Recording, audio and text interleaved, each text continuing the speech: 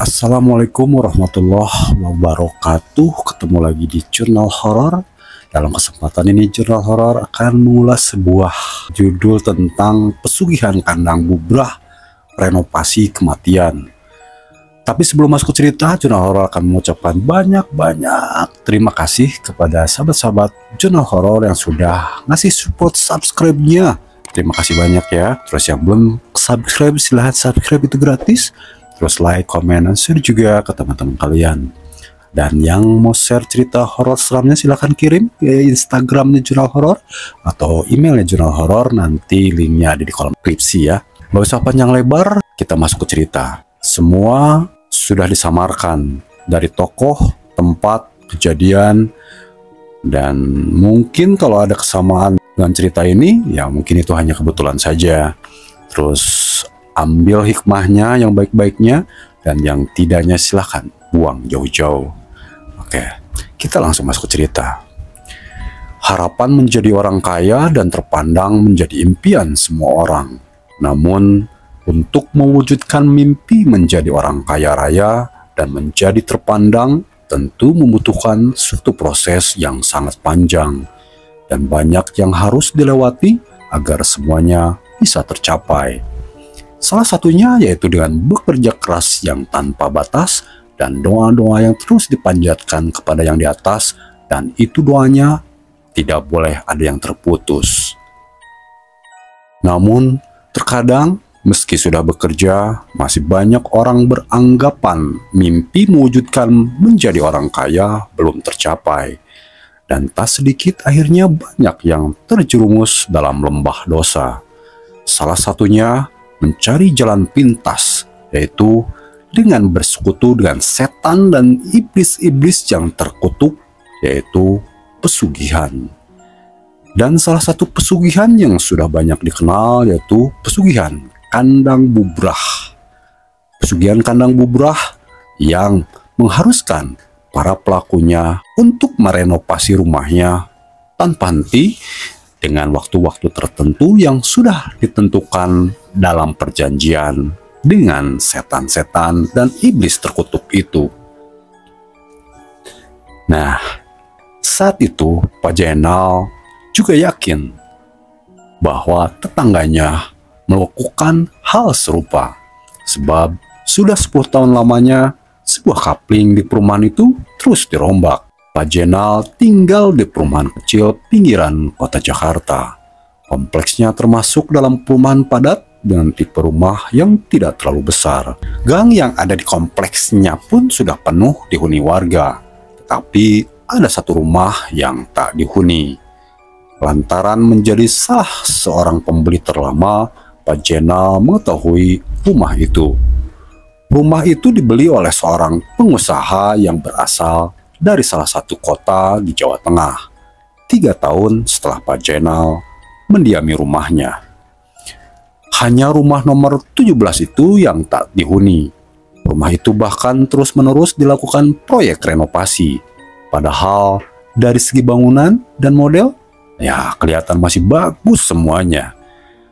Di tahun ke-10 rumah itu dibangun, Pak Jainal sangat yakin bahwa pemiliknya melakoni ritual pesugihan kandang bubrah.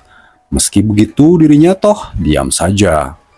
Dari sepengetahuan Pak Jainal, pesugihan kandang bubrah mewajibkan para pengikutnya untuk terus-menerus merombak rumah mereka.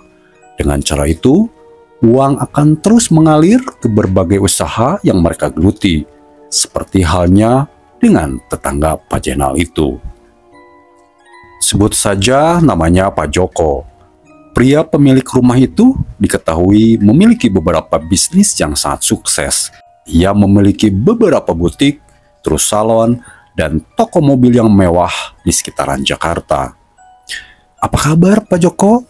Udah lama nih gak ketemu," sapa Pak Jainal membuka pembicaraan. "Alhamdulillah baik Pak. Iya nih, jadwalnya lagi padat banget nih. Lagi banyak pesanan Pak." "Pak Jainal sendiri gimana kabarnya? Katanya anaknya sudah mau lulus SMP ya Pak?" tanya Pak Joko melanjutkan obrolan.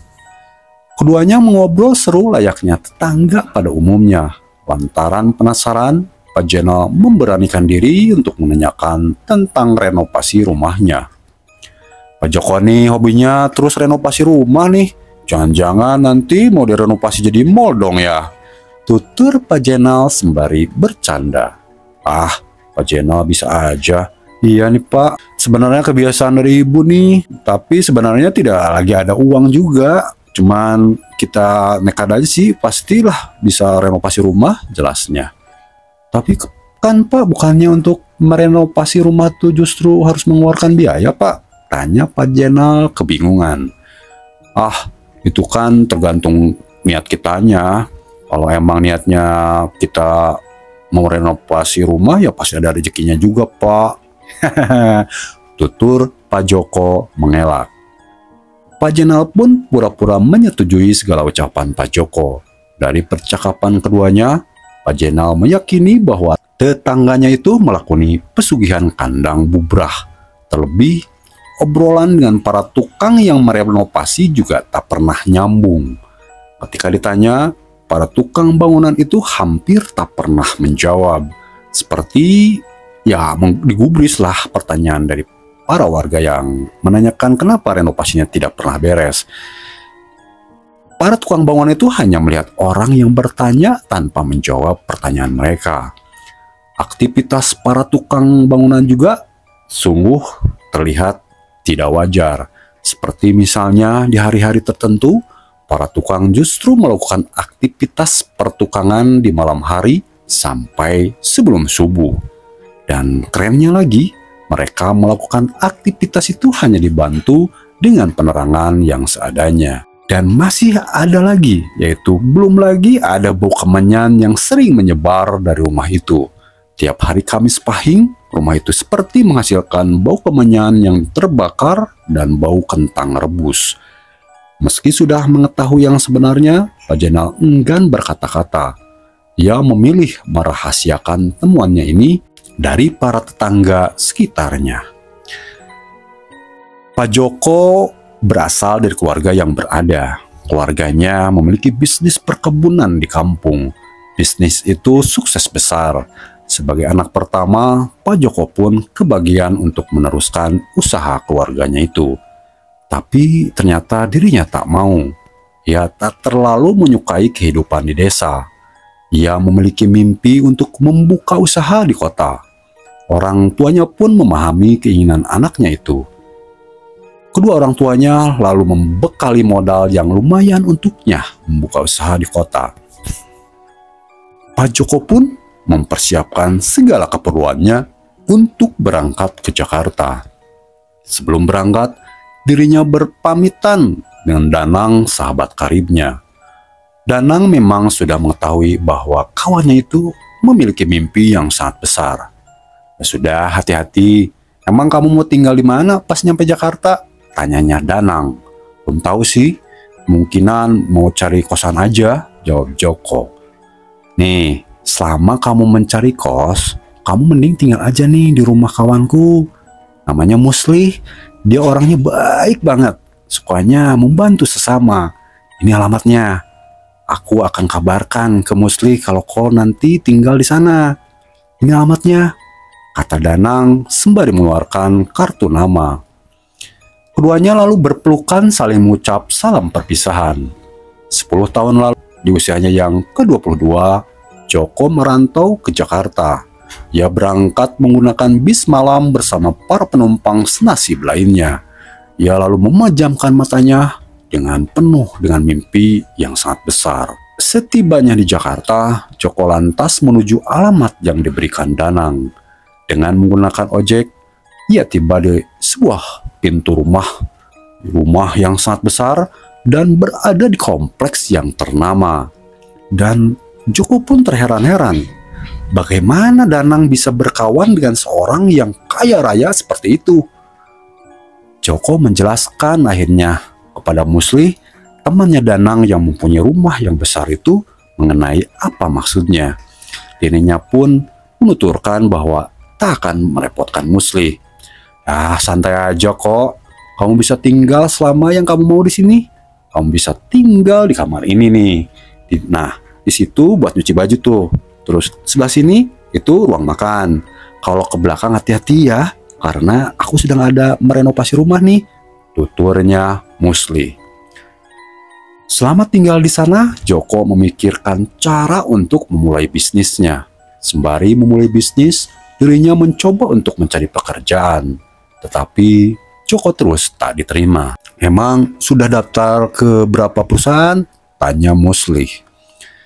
Mungkin sekitar 20-an lah ada, tapi ya inilah hasilnya nihil, tutur dari Joko. Muslih yang merasa iba kepada Joko kemudian menawarkan bantuannya. Muslih menjelaskan bahwa renovasi di belakang rumahnya itu sangat mengandung makna.